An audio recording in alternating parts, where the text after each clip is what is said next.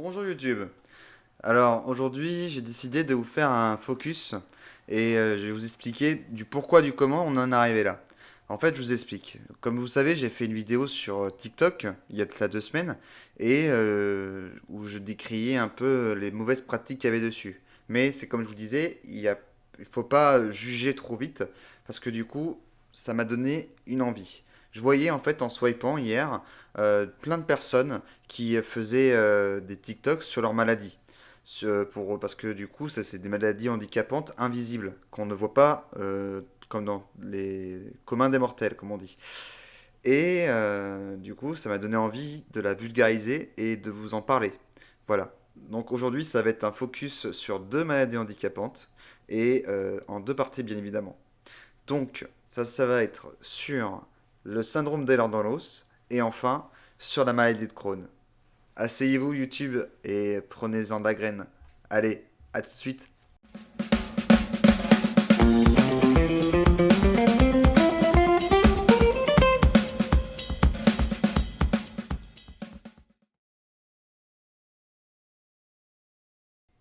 Très bien, donc commençons avec le syndrome d'Ehlers-Danlos. Avant de commencer, je vais parler de SED, donc que ça va être syndrome d'Ehlers-Danlos, pour que ce soit plus rapide et pour pas que ça soit indigeste pour vous. Et enfin, deuxième nota bene, pour cette syndrome-là, je ne dirai pas dans les détails les types de SED qu'on peut avoir. Parce qu'il y en a quatre et du coup, je ne suis pas non plus spécialiste à ce point pour vous expliquer brièvement ce que c'est. Mais en tout cas, vous aurez une large gamme de ce que le SED veut dire. Donc, commençons. Le syndrome d'Ehlers-Danlos est un groupe de maladies génétiques caractérisé par une anomalie du tissu conjonctif, c'est-à-dire des tissus de soutien. Il existe différentes variantes de la maladie. La plupart présentent une sorte de hyperlaxité des articulations, c'est-à-dire qu'en fait ils peuvent par exemple se tordre sans se faire mal aux membres. Un peu comme moi, mais c'est vraiment beaucoup plus hardcore comme on dit. Et ils ont une peau donc qui est très élastique, des vaisseaux sanguins très fragiles, et ce n'est pas à s'y méprendre, mais on pourrait les comparer à des contorsionnistes qui, eux, sont juste dans la souplesse par contre, hein, les contorsionnistes. Le syndrome n'affecte pas les capacités intellectuelles et encore heureux. Le syndrome d'Ehlers-Danlos porte le nom de deux médecins dermatologues, donc il y en a un qui est danois, c'est Edvard Hellers, je crois que ça se dit comme ça, et l'autre qui est français, Henri-Alexandre Danlos. Ils ont tour à tour décrit ce syndrome entre 1899 et 1908. Maintenant, attardons-nous sur les causes et les conséquences de ce syndrome. Le syndrome d'Ehlers-Danlos est une maladie génétique qui affecte la production de collagène. C'est une protéine qui donne l'élasticité et la force aux tissus conjonctifs, tels que la peau, les tendons, les ligaments, et ainsi que les parois et les organes des vaisseaux sanguins. C'est des mutations qui seraient responsables des symptômes variables, selon les formes de la maladie. Un parent porteur de la mutation responsable de la maladie a donc 50% de chances de transmettre la maladie à chacun de ses enfants. Certains cas apparaissent aussi par des mutations spontanées, donc c'est-à-dire hors génétique. Donc la plupart des personnes atteintes de SED ont une vie relativement normale, bien qu'elles ont des restrictions concernant les activités physiques. Les complications du type de SED est en cause, bien évidemment. Donc on peut retrouver des cicatrices importantes, des douleurs articulaires chroniques, de l'arthrite, je vais y arriver, précoce, un vieillissement prématuré suite à l'exposition au soleil, de l'ostéoporose et les personnes qui sont atteintes d'un SED de type vasculaire, donc c'est le type 4. Donc comme je vous disais, je vais pas aller dans tous les types pour que ce soit plus simple pour vous. Et donc ces personnes-là, ils ont un risque de complications plus sérieuses parce que par exemple, ils peuvent avoir la rupture des vaisseaux sanguins importants, des saignements importants du coup, et avec aussi des ruptures au niveau des organes tels que l'intestin ou l'utérus. Et ces complications peuvent être très fatales, voire mortelles. Quels sont les symptômes de cette maladie? Alors, comme je vous disais, il y a une peau extensible, une très fine et translucide peau, une cicatrisation très lente et difficile. On peut avoir des ecchymoses à répétition. Donc des ecchymoses, c'est ce qu'on appelle plus communément quand on se fait des bleus en fait. Ils peuvent avoir ça à répétition, ils peuvent avoir des vergetures précoces, même chez les enfants. Oui, chez les enfants également. Voilà. Donc on peut également y retrouver du coup au niveau des symptômes une fatigue excessive, des douleurs musculaires, articulaires, abdominales, chroniques et diffuses dans tout le corps. Et on peut avoir aussi des luxations et des entorses à répétition. Une insuffisance respiratoire, parfois identifiée à tort comme de l'asthme. Une fragilité des vaisseaux sanguins et des organes, sujets à déchirure.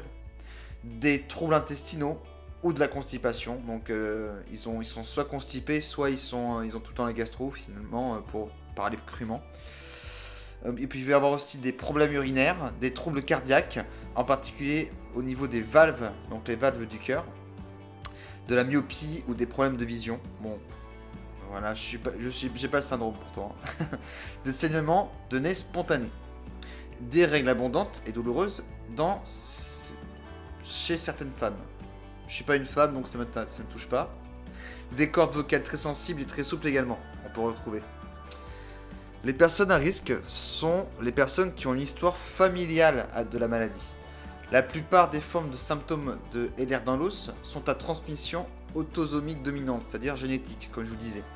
Et donc du coup, comme je vous disais, le parent peut donner à son enfant cette maladie-là, malheureusement. Est-ce qu'on peut faire de la prévention? Oui. Si un membre de votre famille est atteinte du syndrome d'Ehlers-Danlos et que vous êtes sur le point de concevoir un enfant, vous pouvez consulter un conseiller en génétique. Ce professionnel de santé vous renseignera sur les risques de concevoir un enfant atteint et les moyens de l'éviter. Et maintenant, quelles sont les mesures pour prévenir l'aggravation? Donc si vous êtes atteint de SED, il est important de prévenir les blessures et de protéger votre peau et vos articulations. Il faut éviter du coup les blessures et les sports directs, donc comme les sports de contact, ou alors il faut aussi éviter les ports de charge lourde ou de pratiquer des activités à risque de blessure. Les jeunes enfants atteints de SED qui apprennent à marcher sont plus à risque de dislocation des articulations. Donc dislocation, c'est comme quand on se déboîte l'épaule, mais au niveau des articulations. Il faut leur faire porter des vêtements de protection dans ces cas-là. Il faut utiliser des savons doux pour la peau et un écran solaire pour prévenir le vieillissement prématuré de la peau. Est-ce qu'il y a des médicaments ou est-ce qu'il y a un traitement? Aucun médicament n'est actuellement disponible pour traiter le SED. Par contre, des traitements peuvent soulager certains symptômes et prévenir les complications. Donc on peut préconiser des exercices spécifiques permettant un renforcement des muscles afin de stabiliser les articulations et de réduire la fatigue musculaire et de la douleur. On peut également préconiser le port de corset ou d'orthèse, parfois pour stabiliser les articulations. Voilà. Ça, c'était la première partie de vidéo. Et donc du coup, j'espère que ça vous a plu, cette partie-là, que vous avez appris des choses sur le syndrome d'Ehlers-Danlos. Et maintenant, on va s'attarder sur la maladie de Crohn.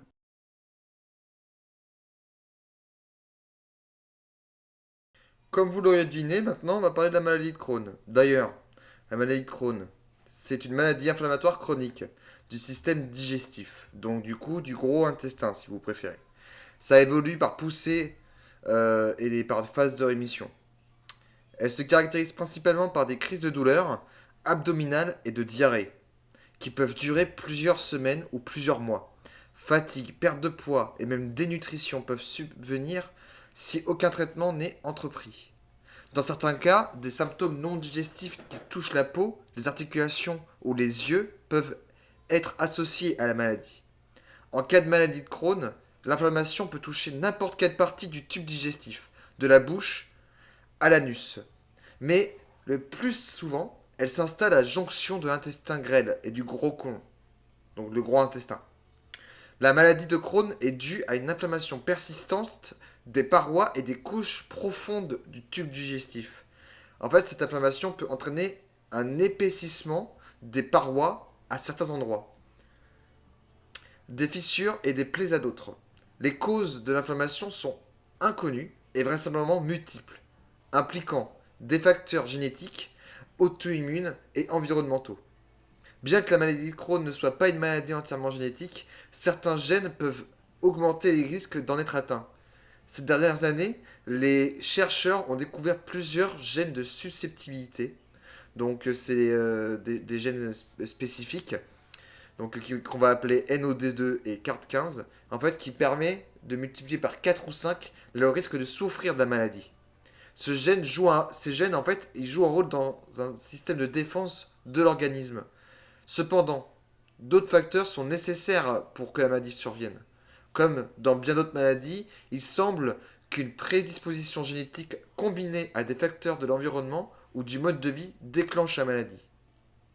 La maladie de Crohn a des caractéristiques de maladie auto-immune, c'est-à-dire maladie où le système immunitaire combat ses propres cellules.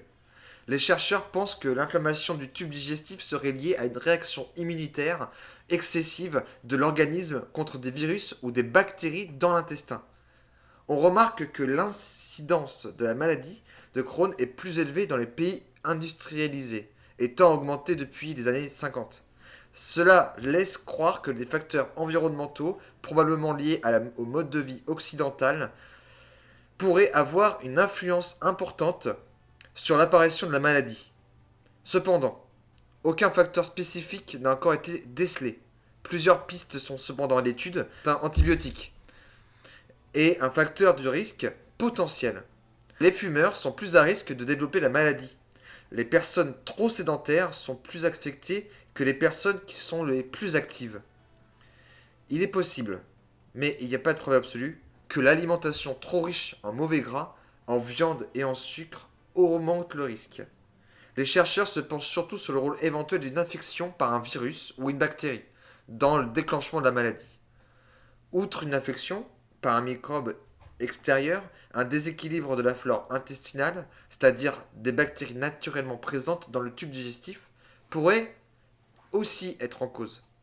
Par ailleurs, certains éléments semblent exercer un effet protecteur. Il s'agit de la diète riche en fibres et en fruits, le contact avant l'âge d'1 an avec des chats ou des animaux de la ferme, de même que d'avoir eu une gastro-entérite ou des infections respiratoires. Il n'y a par ailleurs aucune association entre le vaccin du la rougeole rubéole oreillon et la maladie de Crohn. Quelles sont les personnes à risque? Les personnes ayant des antécédents familiaux de la maladie inflammatoire de l'intestin, comme la maladie de Crohn, bien évidemment. Ce serait le cas pour 10 à 25% des personnes atteintes. On peut avoir aussi certaines populations qui sont plus à risque que d'autres, comme en raison de leur patrimoine génétique. La communauté juive, par exemple, serait 4 à 5 fois plus touchée par la maladie de Crohn. Je mets un nota bene là-dessus. Ça, c'est ce que j'ai pu voir en fait dans les sites spécialisés. Hein, donc, c'est ce que je rapporte là-dessus. Donc, du coup, ça ne veut pas dire que je suis raciste. La maladie de Crohn peut entraîner divers problèmes de santé. La gravité des symptômes et des complications varie toutefois énormément d'une personne à l'autre.